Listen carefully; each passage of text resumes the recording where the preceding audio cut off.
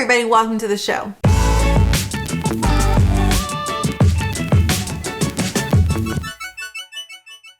Hello everyone, welcome back to Raising A to Z, this YouTube channel all about homeschooling. My name is Amanda. I am a teacher-turned-homeschool mom, and today I am doing the final part of our Getting Started in Homeschooling series. So far we have done part 1, things you need to know before you get started in homeschooling, part 2, actually getting started in homeschooling, part 3, finding your groove past your first kind of 8 weeks, and today we're doing our last part, part 4, homeschooling for the long haul. If you want to see those videos, definitely we will put links to that playlist up here. But today we're going to talk about transitioning out of like your first 6 to 12 months and homeschooling,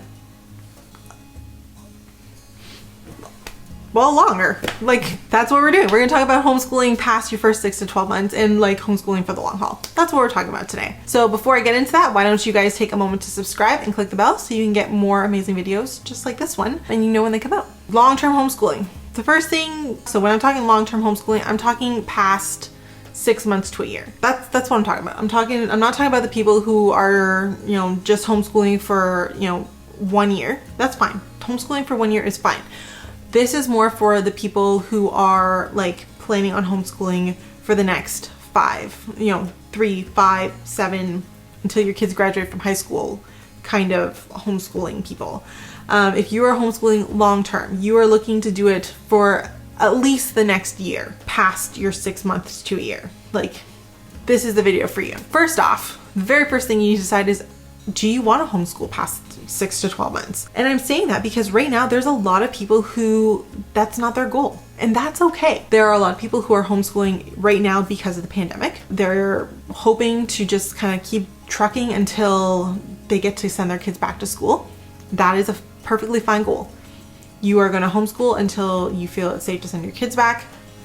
Fantastic. That is your goal, and you will just kind of continue on until you can send your kids back.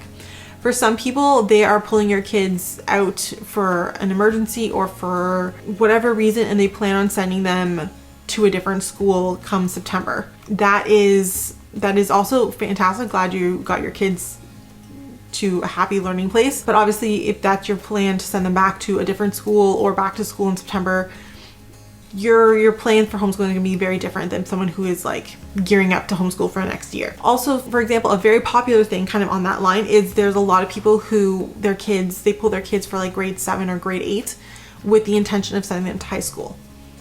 Again, totally fine. Nothing wrong with it. It's just your 1 year of homeschooling to get your kids just to high school. Like, you're just trying to get that grade 8 year is going to look very different than people who are like, I'm homeschooling for the next 5 years. Right? And that's fine. It's just, you need to at this point make a decision of, are we going to continue homeschooling, or am I kind of holding the fort and making sure my kids get what they need so they can go back to the public school system? It's just two different thoughts. So this video in particular is going to be more so for the people who we are continuing to homeschool. So the next thing you want to come up with, you've decided you're going to homeschool, you're homeschooling for at least the next year, because every year changes. Like, you never know. We are not fortune tellers. We don't know what the future holds.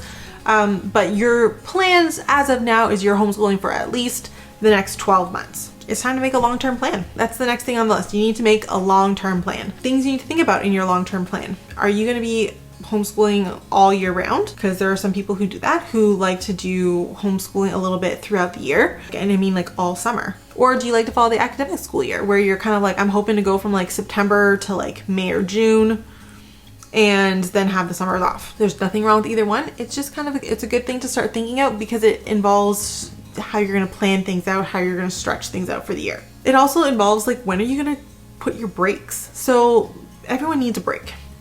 Moms need breaks, kids need breaks, everyone needs breaks. When you are homeschooling year round, you're taking little breaks throughout the year. So you might take a week here or a week there, 2 weeks at Christmas, or you might take the entire month of Christmas off. We certainly do.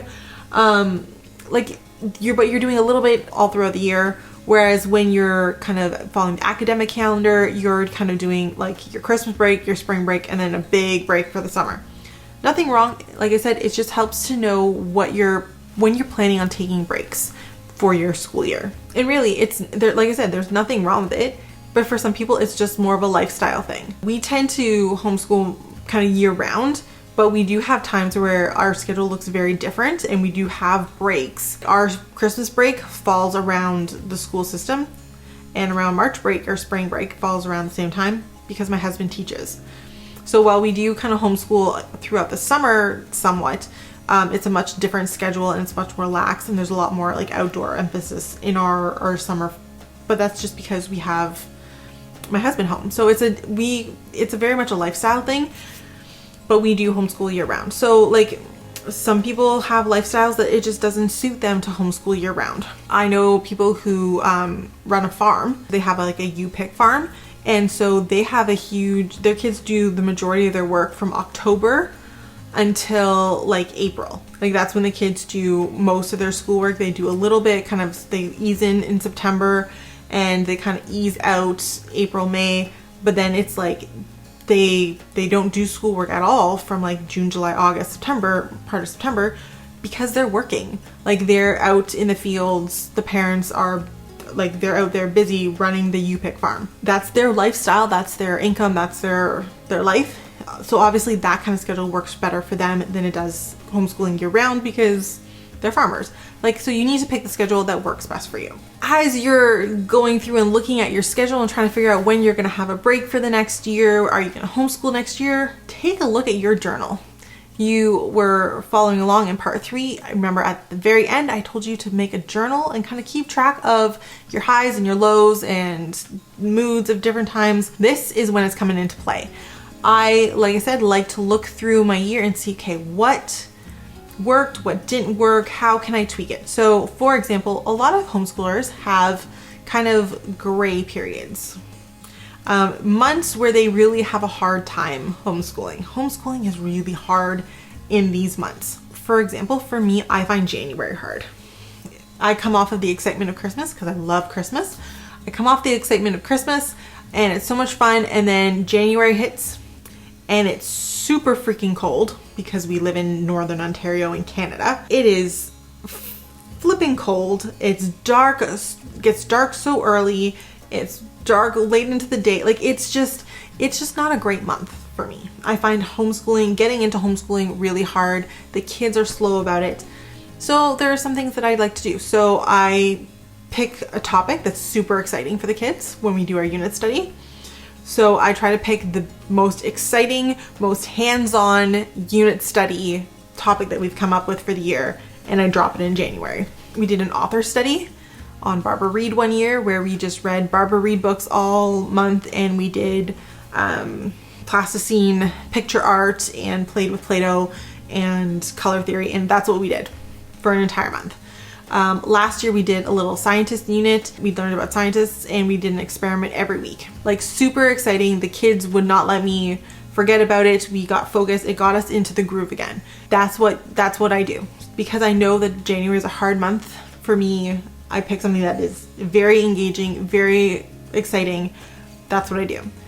Maybe you have a month where it's just like a hard month for you. I know some people who have like months where they have multiple traumas and, you know, death of a child or a miscarriage or what, like there's been some trauma, some months where it's just hard emotionally and they just don't have the energy to like put in a lot. Like they don't have that energy because they just don't have it. Like it's too hard mentally for them. It's a great time to like, see if we're going to do a novel study and find a free one online and like read the book and answer the questions and just do something easy or plan a break for that month. Like that's why we want to have our journal, so we can look back and see where we have really good times and where we have really bad times and try to like plan it so that we're not feeling terrible about ourselves, because there's just, we need time for this week. We need this week off because, you know, I had a miscarriage and that's the month that I need that week to like grieve that. Every year I need that week. And that's okay. Like we need to take time and build that into our lives, and that's good. So that's why I really think the journal is super important. Keeping a journal, and I still do, I keep it every year, and I do find different times where I'm like, oh, okay, I do need something here. Another example is I know that come like May and June, my kids are itching to get outside. So I tend to pick unit studies that I can like do a lot of outdoor activities with them. Again, that's a more positive thing. And so it's not all about being down and depressed, but like it is a more positive thing. I want to make sure that I pick unit studies that I can do outside with them, that have outdoor activities. We're doing butterflies in June this year. That's going to be so much fun. My kids are very excited. It's awesome. So check your journal. Now that you've kind of checked your journal, you've kind of looked at what your year is going to look like, it's time to actually get into the planning of it. I have a lot of planning videos. You can definitely take a look at those planning videos and how I do my planning. That's going to be up here. But how do I plan? So here's some things that I like to think about when I'm planning, because I'm not going to give you the whole thing because that's a whole video in itself. I always ask the kids what they're interested in, what they want to learn. I usually let them pick like 3 to 4 topics for the year, and those are unit studies each. They both get to pick. So Lexi picks 4, Zoe picks 4, and then I usually throw in 1 or 2 myself. I like to pick our themes and our topics. I like to kind of plop them into the spaces of our year because we've already planned out kind of like how our year is going to go in terms of breaks and downtime, and I start kind of like planning out what my year is going to look like long term. Number 5, it's time to make curriculum choices. Like I said, I've talked about this in previous videos, curriculum can be super overwhelming. There are literally thousands of curriculum out there. Some are great, some are not so great, some are fantastic, some are very intensive, some are much more go with the flow. Like there's so many curriculums out there, it can be a little overwhelming. So here's what I recommend. If you have curriculum you like, and your kids are doing pretty good with it, and you like it like 80% of the time, stick with it. Because, whew, the grass is not always greener. Let's just start with that. You also need to decide what's budget friendly for you and what your budget's going to be for homeschooling, because you need to have a budget. You need to know what you want to spend. For example, math programs. Math programs, there is such a huge span when it comes to the cost of math programs. Everything from like UC Math, which is a couple $100s, all the way down to like Jump Math, which you can do workbooks with your kids for like $20 for the year, $25. There's a huge span of math programs that you can, and there's like millions in between. You definitely want to look at what you can comfortably afford and stick with that, because as much as, you know, a $250 math program might be great, if you can't afford that comfortably, it is going to be really, it's going to be a bone of contention and stress, because that, if your kids like it, it's going to be something you have to pay every year until they are done homeschooling, right? So I'd like pick something that is within your budget that you feel comfortable with. And I also say pick curriculum for subjects you need curriculum for. Some people have curriculum for every single subject they teach with their kids. They have a spelling, a grammar, a reading, math, science, social studies, religion, and music. So that's 8 curriculums. If you're spending like $50 a curriculum, which would be pretty conservative for some of those curriculums, like a math curriculum, $400 per child on curriculum. Some people don't have that.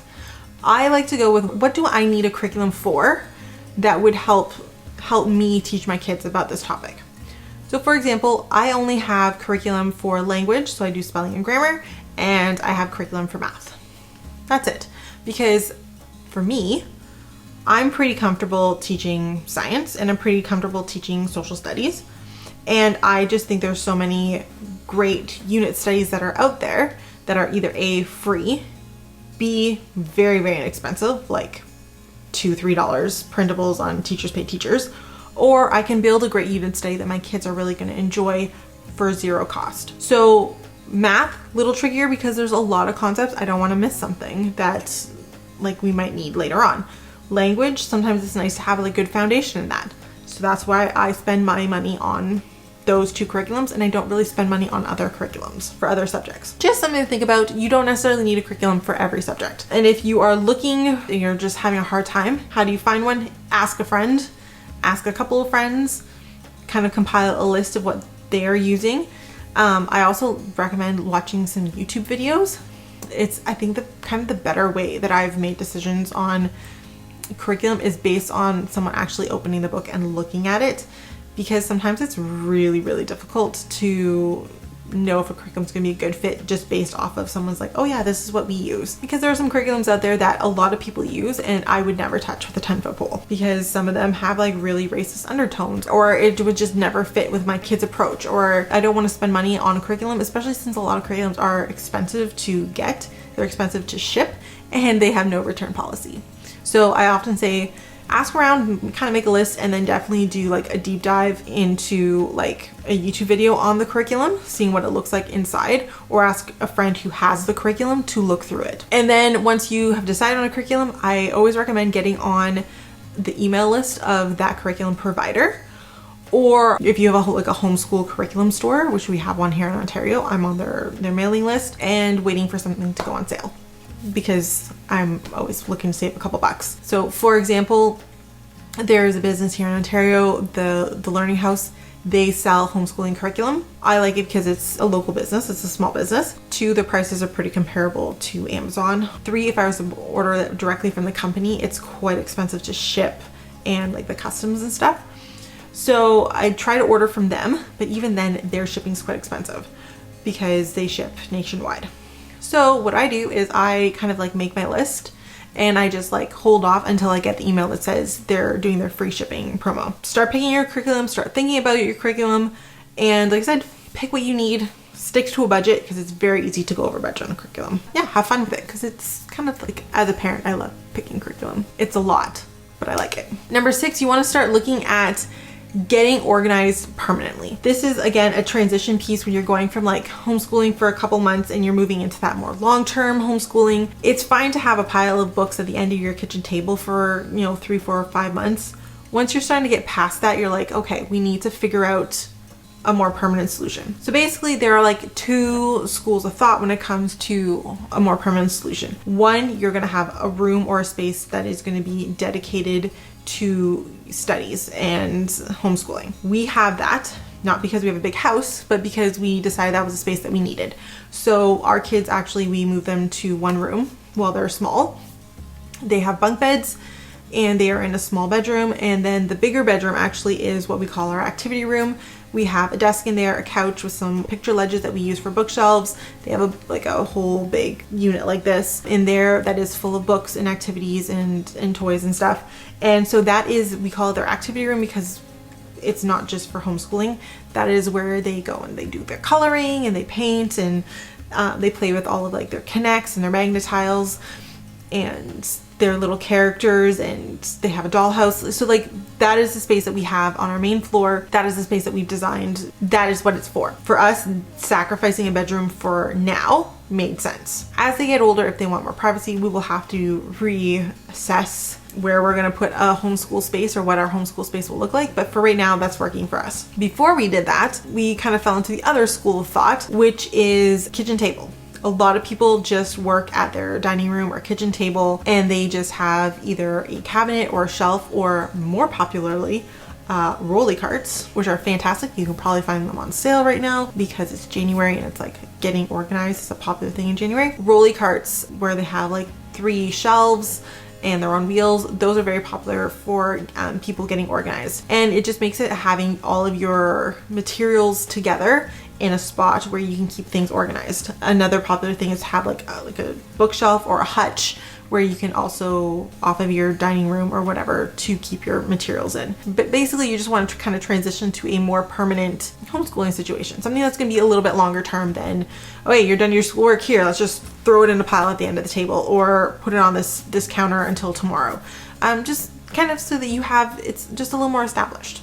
It really helps with your kids' mental health and as well as yours. Number 7, I like to start deciding and thinking about investment pieces in my homeschooling. What does that mean? So once I start getting out of like the 6 to 12 months, I start telling people what would be something that would really help you with your homeschooling, that you can start saving towards, or start putting a little bit of your homeschooling budget towards, or keeping your eye out for. What would be like your wish list for homeschooling? Because sometimes putting a little bit of money into an investment piece can really, really pay off. Just having a goal for things that you need or want in your homeschooling. I'm talking things like a laminator. People who have young kids, it might, or like, especially if you have like a bunch of young kids that are all coming up, laminators are great. An iPad or some kind of tablet. We have invested in an iPad and it has been phenomenal. our kids, we have all kinds of educational apps that we can play, especially in the winter or on a rainy day when it's like we can't really go outside. It's a great kind of something different to do that's educational for them. Our kids, they have like music on their iPad, they watch the shows on their iPad. It's great for when we're traveling, if we're doing long distance down the road. They're still too young now, but like in a couple of years, we're gonna start looking at like, okay, do our kids need laptops or Chromebooks? Like, is that something we're going to start having to look for and looking for a sale and saving up towards long term? Like, is that something we're going to need? Electric pencil sharpeners. First off, amazing. If you're looking for something, that would be the first thing I would invest in, an electric pencil sharpener. They're not overly expensive, like 40, 50 bucks. Game changer. Something like that, like something that would just make your life so much easier as a homeschooling parent. And then you can also look at more like hands-on, more like fun things. For example, some people really want to get a really good microscope. If that's your kids, awesome. Like definitely something you might want to invest in. But like having that kind of wish list of like in the next like 3 to 5 years, what is something I would like to have in our house that would really help us. Definitely kind of like something to start thinking about. And then lastly, I think I've said this in like the last 3 videos, be ready to readjust because even when you have the perfect year-long plan, things happen. Life happens. People get pregnant, people die, people get sick, people get hurt. I know somebody who ended up like breaking their leg and had 4 kids that were homeschooling and like was literally on a couch for 3 weeks. There's things that happen in life that you cannot predict, right? And so you just have to be ready to kind of like, there are going to be times where you're going to have to readjust or you're going to have to roll with things, and it's hard. And it's, as a person like me who really likes to have a plan, it drives me nuts. But I'm getting better at letting it go and knowing that things change throughout the year. And there's gonna be a lot of times where you're like, hey, this was working really, really well, but my kids are getting a little old for it now, so maybe I need to like find something else for them. Or my kids were too young, but now that they're getting older, maybe I can like transition them to something else. And that's just like, that's life, because everyone is growing and changing. And you just really need to like remember that everything is a season and everything is gonna change, and being okay with that. Keeping like some continuity, but also like being aware that like it's gonna twist and mold and shift throughout the year, and being ready to adjust accordingly. That flexibility piece is very, very important when you're homeschooling. Being able to stay focused, but also being flexible in that. If you're looking to long-term homeschool, and you're moving out of that like 6 months to a year and you're getting ready for your next year of homeschooling, these are kind of my top tips. Thank you so much for watching. If you guys have any comments, make sure you drop them down below. Any questions, I'd love to answer them. If you want to follow us along, Facebook, Instagram, and TikTok is where you'll find me. Thank you so much for watching, and I will see you guys next week.